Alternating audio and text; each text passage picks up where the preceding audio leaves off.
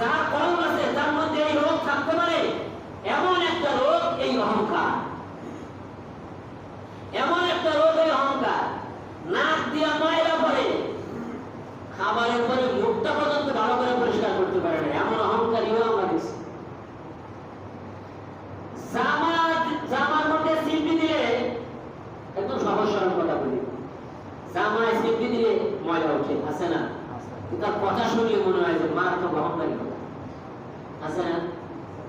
আছে না? নাই তুই আবার কিসের বললাম, দোষ তো ক্ষতি হয় না, কি আছে না? নাই এ আবার কিসের ইমাম সাহেব, দোষ তো ক্ষতি হয় জানে না, অথচ মনে কিন্তু আলী উচ্চারণ করবার যা দাঁত ভাঙবে, আছে না?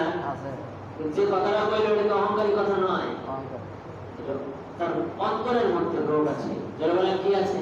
রোগ আছে। অন্তরের কোন ডাক্তারের